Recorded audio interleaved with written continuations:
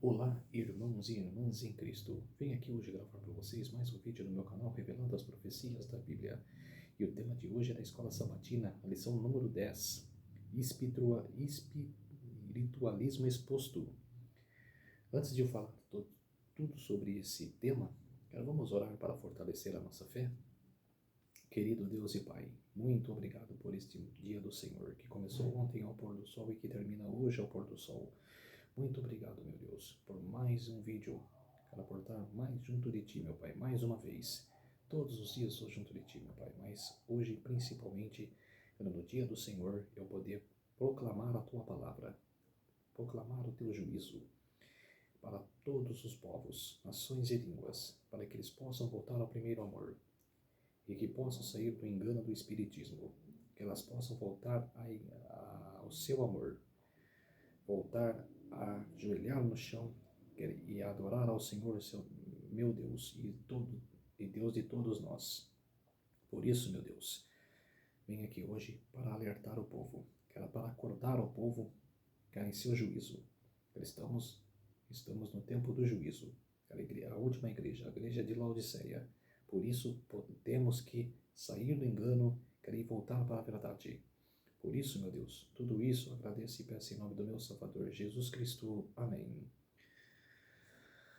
Vamos lá, irmãos e irmãs em Cristo. E o verso para memorizar desse espiritualismo exposto, o verso para memorizar na lição de sábado. Porque o Senhor mesmo, dada a sua palavra de ordem, ouvida a voz do arcanjo e ressoada a trombeta de Deus, descerá dos céus e os mortos em Cristo ressuscitarão primeiro. Depois nós, os vivos, o que ficarmos, seremos arrebatados juntamente com eles entre as nuvens, para o encontro com o Senhor nos ares, e assim estaremos para sempre com o Senhor. 1 Tessalonicenses capítulo 4, versículos do 16 ao 17. A lição de sábado. Décadas atrás surgiram histórias sobre experiências de quase morte, em que pessoas morreram, foram reanimadas e relataram o que tinham visto e ouvido enquanto estavam mortas. Milhares dessas histórias foram documentadas. Muitos acreditam que esses relatos indicam que os mortos não estão de fato mortos. O espiritualismo surgiu com a mentira da serpente. É certo que vocês não morrerão. Isso está em Gênesis capítulo 3, verso 4. Eu sempre falei aqui nos meus vídeos que o espiritismo começou lá no Jardim do Éden, que Satanás induziu a Eva a comer o fruto proibido. Mas ela disse, o Senhor Deus nos disse, que se daquela árvore de nós comermos, nós morreremos. Mas Satanás, persuadindo Eva, falou: certamente não morrereis. E o que o Espiritismo hoje ensina? Que a pessoa que está morta volta a viver e conversar com você. É esse o engano do Espiritismo. E ele assumiu várias formas, mas sempre com a premissa de que a vida continua após a morte. Essa ideia estava na raiz do falso movimento religioso do século XIX, com a alegação das irmãs Fox, depois admitida como fraudulenta, de que podiam receber respostas às suas perguntas de espíritos dos mortos. Eram duas irmãs que começaram a fazer essa prática do espiritismo. As duas começaram a proclamar esta mensagem. Começou lá no Jardim do Éden, mas teve mais força, teve mais população, mais movimento com as irmãs Fox. Que começou a andar esse movimento do espiritismo. Nesta semana veremos que a nossa única salvaguarda contra os enganos satânicos dos últimos dias é um relacionamento pessoal com Cristo e uma base sólida nos ensinos da Bíblia. E isso inclui a doutrina sobre a morte, independentemente de que os nossos olhos, ouvidos e coração tentem nos dizer. E esta lição se baseia nos capítulos 31 e 34 do livro Grande Conflito. Então vocês entendem Cara, o que a lição de sábado quis nos mostrar? Que, cara, todos que participam, cara, dessa ação de espiritismo, cara, tem pessoas sinceras, com todas as denominações, católica, evangélica, adventista, presbiteriana, batista, cara, hinduísmo, cara, maçonaria, como se diz, querem várias coisas secretas, cara, macumbaria, cara, tem pessoas sinceras que são enganadas, cara, que são levadas ao engano, que ele fala, não, não, lá não tem nada a ver, cara, lá você pode ir, cara, você pode crer em seu Deus, mas lá também é bom, cara, lá é uma continuação do que você acredita, cara, as pessoas são enganadas, as pessoas são persuadidas ao engano. A lição de domingo, as consequências mortais do espiritualismo. A fábula de que a morte é apenas a entrada para um novo estágio da vida se baseia-se no conceito da imortalidade natural da alma. Essa ideia pagã se infiltrou na igreja desde o início, à medida que se afastava dos fundamentos bíblicos na tentativa de tornar sua fé compreensível para o mundo romano. A teoria da imortalidade da alma foi uma das falsas doutrinas que Roma recebeu do paganismo, incorporando-se à religião da cristandade. Escreveu isso Ellen G. White, O Grande Conflito, página 457. A pergunta número 1. O que Mateus 10, 28 diz sobre a suposta imortalidade da alma? O Senhor proibiu seu povo de se envolver com o ocultismo. Israel não deveria tolerar encantador, necromante, praticante de magia, ou alguém que consultasse os mortos. Isso está em Deuteronômio, capítulo 18, verso 11. Vamos abrir em Deuteronômio, capítulo 18, verso 11.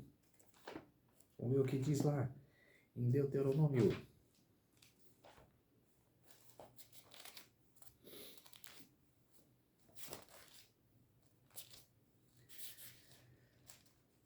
Dezoito, 11.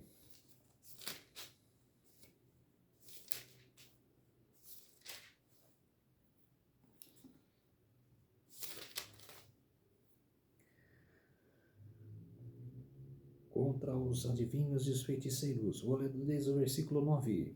Quando entrares na terra que o Senhor teu Deus te der, não aprenderás a fazer conforme as abominações daqueles povos.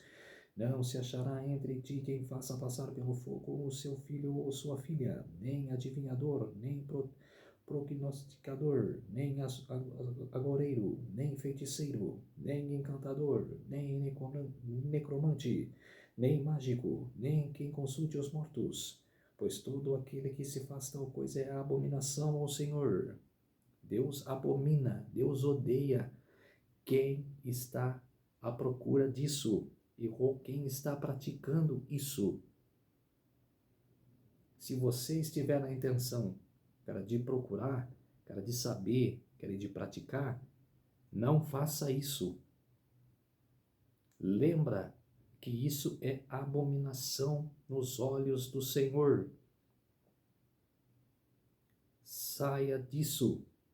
Volte para o caminho que você saiu. Volte. Cara, e procure uma igreja. Cara, procure um responsável, um padre, ou um bispo, ou um pastor.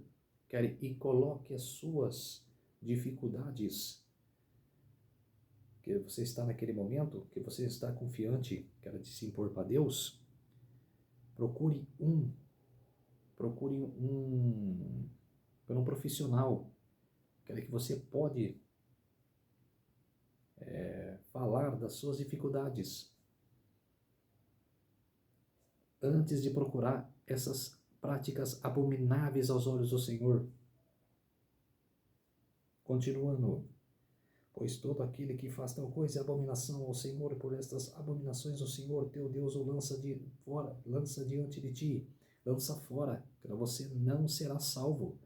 Se você não se arrepender, se você está praticando, se você não se arrepender até o fechamento da porta da graça, ou se você, e mesmo antes da porta da graça, se você não se arrepender, cara, blasfemar, cara, você dentro do seu coração, você falar, não quero nem saber, cara, você estará pecando contra o Espírito Santo, o chamado do Espírito Santo na sua vida. O Espírito Santo fica clamando aos seus ouvidos: volte ao primeiro amor, volte para Deus, volte para adorar a Deus. E você nega: não quero, não quero. Tem pessoas que oferecem uma palavra da Bíblia para você, você não quer. Infelizmente, você está pecando contra o Espírito Santo. E o pecado contra o Espírito Santo é imperdoável. Perfeito serás para com o Senhor teu Deus, porque estas nações que hás de possuir ouvem o prognosticadores e os adivinhadores, porém a ti o Senhor teu Deus não permitiu tal coisa. Deus é santo, não vai permitir essas abominações que, principalmente em sua terra, em Israel, em lugar nenhum. Ele aprova isso.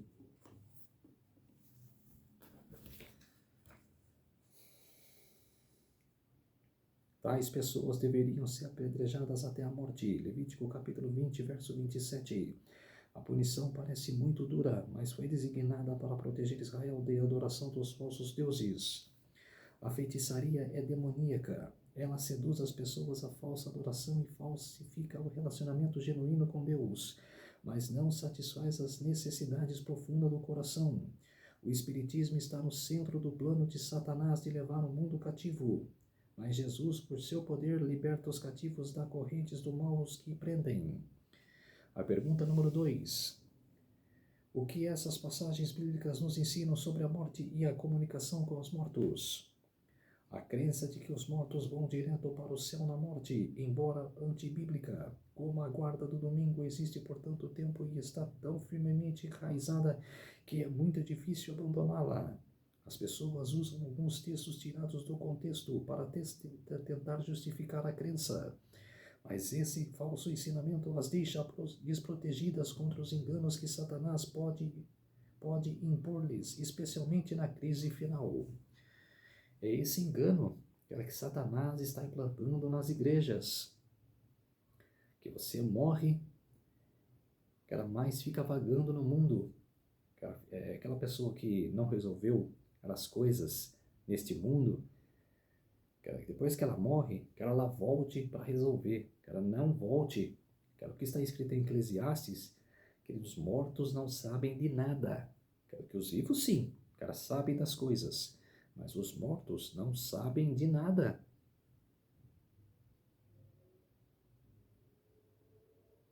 Depois dos 1000 anos que Jesus passar com os salvos no céu, os ímpios, que não aceitaram o amor de Cristo, não aceitaram Cristo em suas vidas, ressuscitarão, para a morte eterna.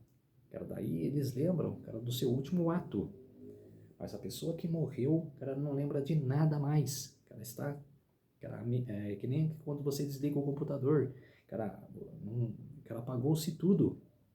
A mente da pessoa apagou-se.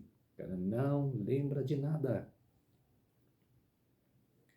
A pergunta no rodapé: qual é a maneira mais adequada de explicar o estado dos mortos a outras pessoas? É o que eu acabei de falar. Que isso é contra a Bíblia. Isso não está na Bíblia. Isso é antibíblico. Isso é uma blasfêmia contra o Senhor. É contra a palavra de Deus. Não existe isso. Não existe de pessoa ir no espiritismo, conversar com seu parente. Não são demônios personificando o seu parente. Eles têm o poder para isso. Eles personificam as pessoas, da sua família, para conversar com vocês. Olha o que aconteceu com Saul, quando procurou uma feiticeira, para ir conversar com Samuel, o profeta Samuel, da Bíblia. Nos tempos de Davi, ele, procurou a feiticeira, e quem personificou Samuel, Samuel já tinha morrido, já estava morto, foi o demônio. que personificou Samuel, o que vai acontecer nos tempos finais, quando Satanás personificará Cristo e vai vir com o rosto de João Paulo II, para enganar os que já estão perdidos, que não tem o nome escrito no livro da vida. E a porta da graça já se fechou e eles estão perdidos. Lição de segunda-feira: morte no Antigo Testamento. A pergunta número 3. Os que esses versos ensinam sobre o estado dos mortos? O Antigo Testamento não ensina a imortalidade da alma, não ensina que após a morte os fiéis voam para o céu, para a eternidade, ou que após a morte os infiéis descem ao inferno, onde queimam eternamente. Ensina que a morte é um sono. A Bíblia usa a expressão descansou, dormiu com seus pais. Isso está em 1 Reis, capítulo 2, verso 10 e capítulo 14, verso 20. Está falando aqui de Davi. Davi, morreu, num sono profundo, e foi enterrado com seus pais. Em 14 e 20, ele está falando de Salomão. Salomão, morreu e dormiu com seus pais.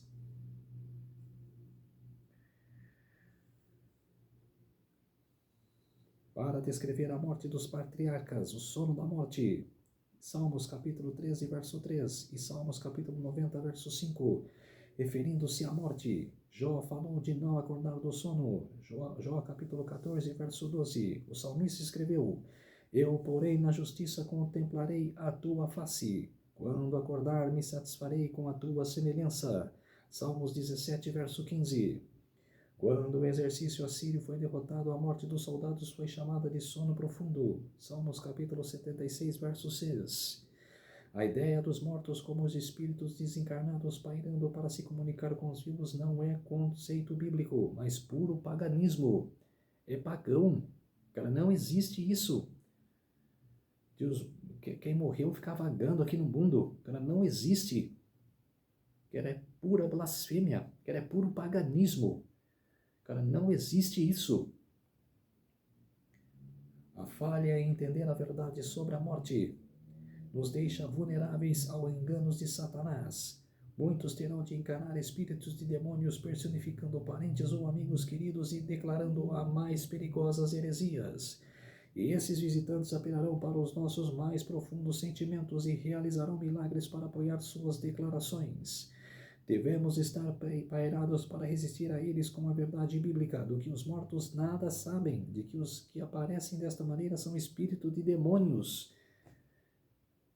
A serva do Senhor falou isso. E é enganoso, é enganoso essa prática, de engano, de Satanás. Não existe. Está implantado nas igrejas, infelizmente.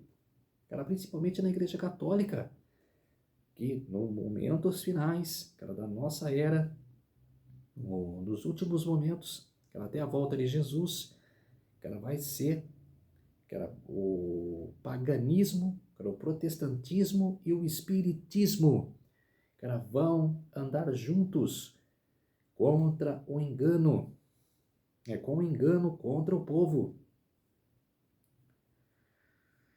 Isso quem escreveu foi Ellen G. White, O Grande Conflito, páginas 465 e 466.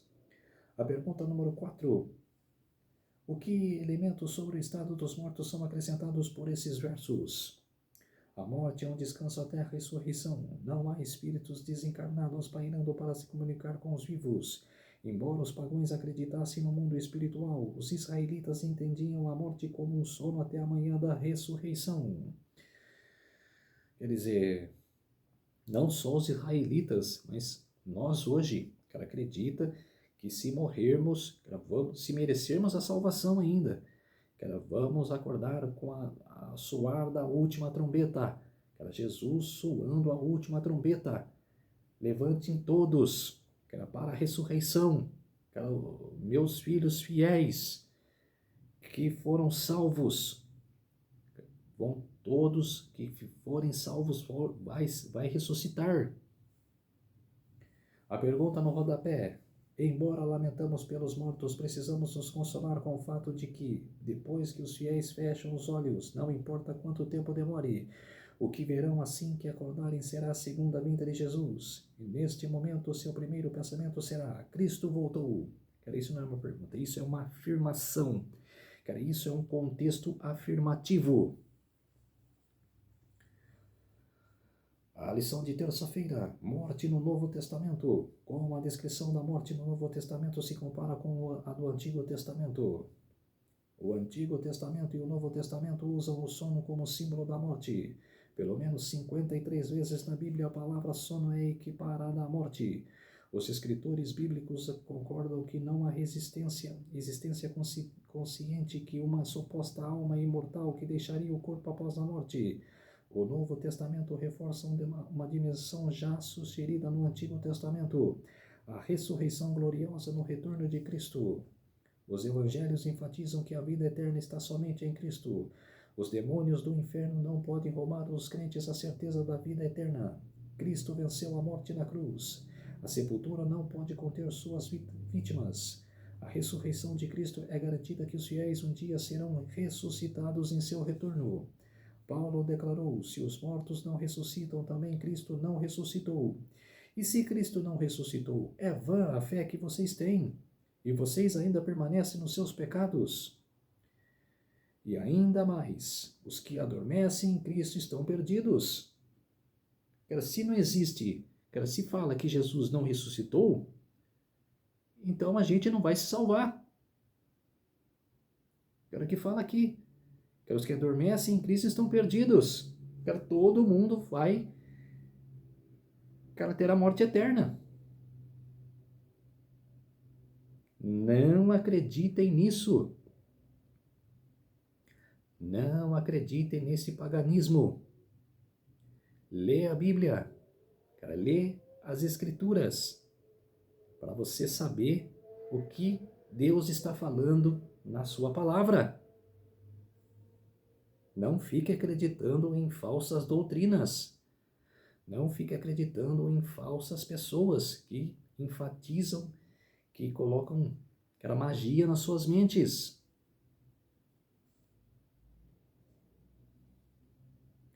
Isso Paulo escreveu na 1 Coríntios, capítulo 15, verso 16 a 18. Que sentido haveria nesses versos se os mortos já estivessem na bem-aventurança do céu? Igual a Igreja Católica enfatiza: morreu, já vai para o céu. Morreu, já vai, o ímpio morreu, vai para o inferno. Não existe isso. É outro paganismo. Todos estão na sepultura. Todos estão na sepultura. Para esperar a vinda de Cristo. Exceto os que, quando Cristo ressuscitou, ressuscitaram alguns mortos com eles. Com ele. Que eu acredito que são os 24 anciões, que é descrito em Apocalipse. Também Elias, Enoque e Moisés. São os únicos. São essas pessoas que moram no céu com Deus e com Jesus. O resto, todo o povo está na sepultura. Ninguém que morre vai para o céu ou para o inferno. Não tem esse poder. É antibíblico. É paganismo. Qual seria o sentido da expressão estão perdidos se os mortos já estivessem no céu? Na verdade, a argumentação de Paulo é que a ressurreição de Cristo é o fundamento da nossa ressurreição e que sem essa ressurreição é vã a fé que temos e ainda permaneceremos nos nossos pecados e os mortos permanecem no pó perdidos. Esses versos se encaixam perfeitamente com os outros textos bíblicos sobre a esperança que temos da ressurreição na volta de Jesus. Quando receberemos a herança de que não pode ser destruída, que não fica manchada, que não murcha e que está reservada nos céus para nós. 1 Pedro capítulo 1, verso 4. Se, no entanto, os mortos já estão no céu, por que Pedro falou de uma herança reservada nos céus? Os fiéis do Novo Testamento ansiavam a vinda de Cristo e a ressurreição dos mortos, e essa esperança os inspirou a fidelidade nas provações da vida. Quer dizer, não existe. Não existe. Era por que Pedro falou que era que tem uma herança no céu. Que era se todos já estivessem lá. Então não existiria a grande tribulação. Que era já, Cristo já voltaria hoje, já buscava os seus escolhidos, e pronto, acabou. É paganismo.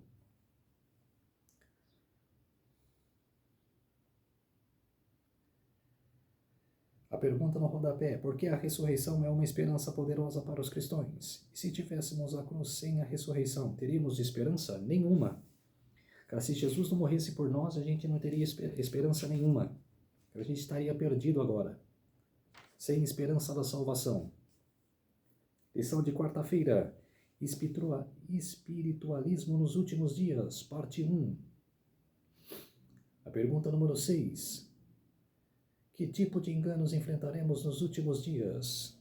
O diabo usará sinais e maravilhas para enganar multidões antes da volta de Jesus. Ángel Rodrigues declarou que o poder da persuasão dos demônios não se encontra no contexto de sua mensagem, mas na força das manifestações sobrenaturais. Eles realizam sinais apelando para o lado afetivo dos seres humanos, em vez de suas habilidades discricionárias e racionais. Esses sinais são realizados por demônios. Isso mostra que a força unificadora da mensagem dos 3 demônios, dragão, besta e falso profeta, é de natureza espiritualista. Deus não usa a sua fonte ou origem. À medida que o conflito cósmico se aproxima de seu fim, o poder demoníaco entrará na arena da história de um modo jamais visto. O espiritualismo, cujo fundamento é um ensino não bíblico da imortalidade da alma que quase levará o mundo cativo.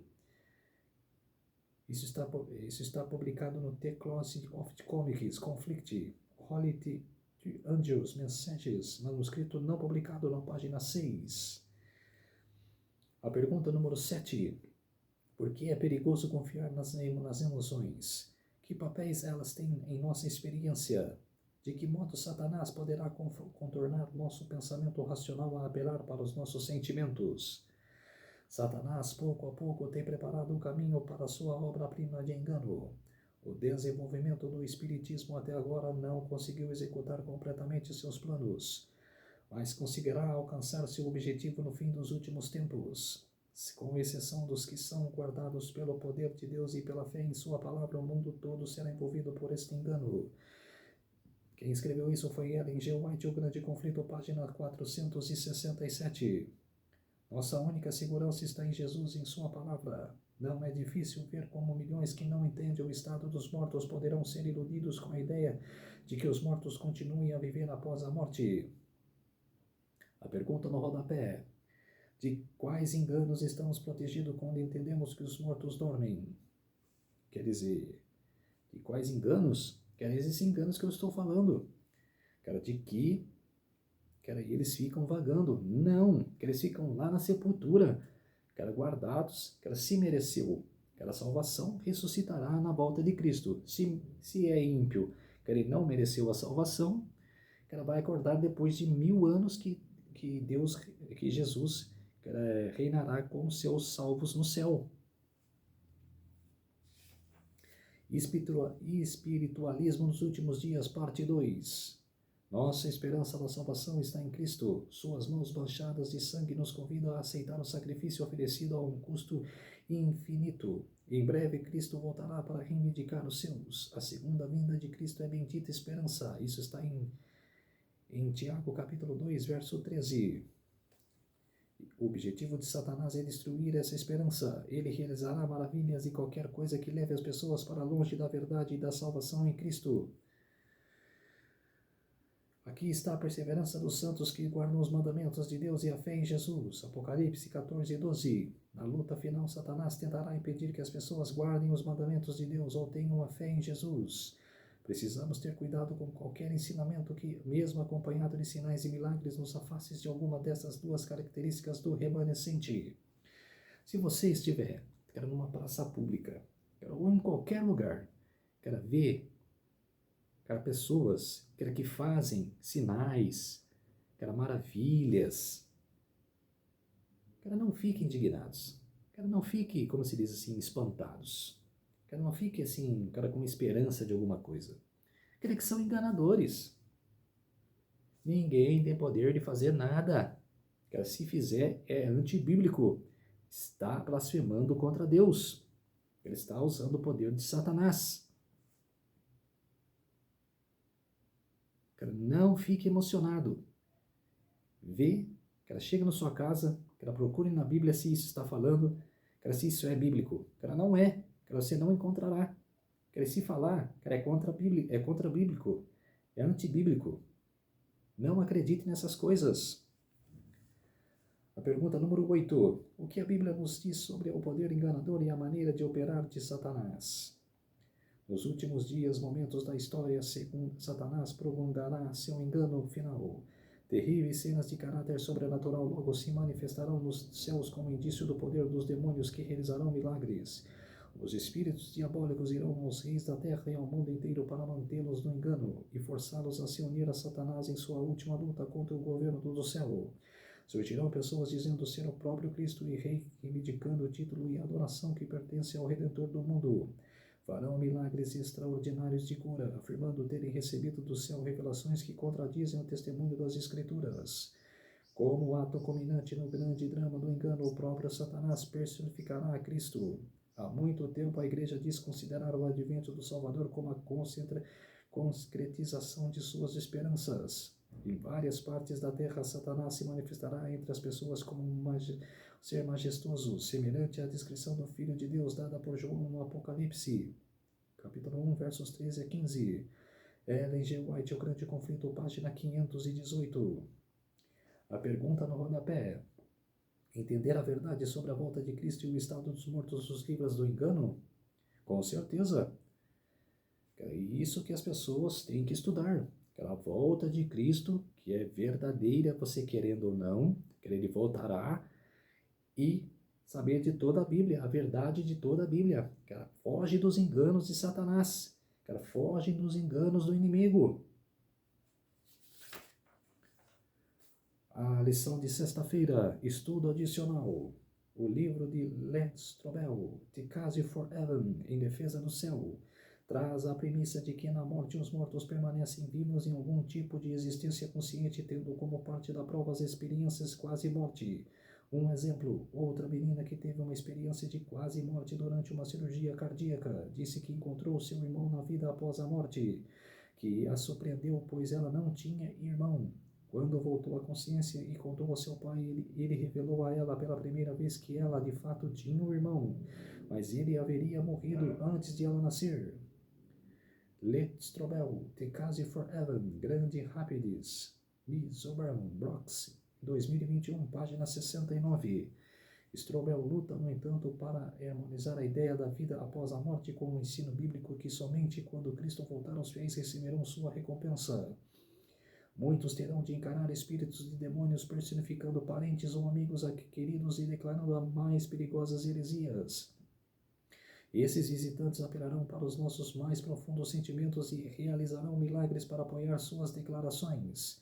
Devemos estar preparados para resistir a eles com a verdade bíblica de que os mortos nada sabem e de que todos que aparecem desta maneira são espíritos de demônios. Todos aqueles cuja fé não estiver firmemente estabelecida na palavra de Deus serão enganados e vencidos.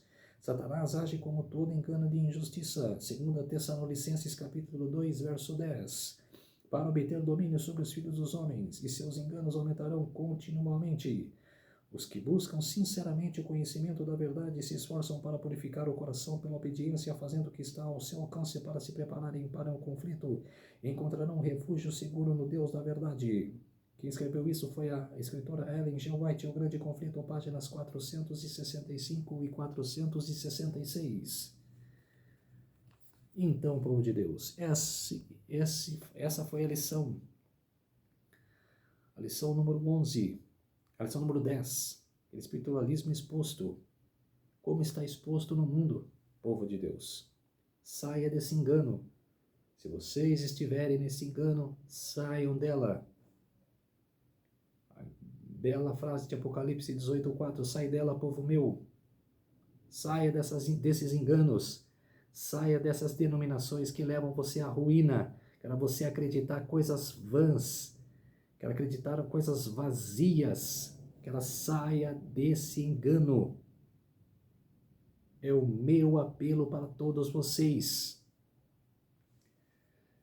Vamos orar para fortalecer a nossa fé. A nossa fé é muito importante para uma oração, de a gente estar junto de Cristo.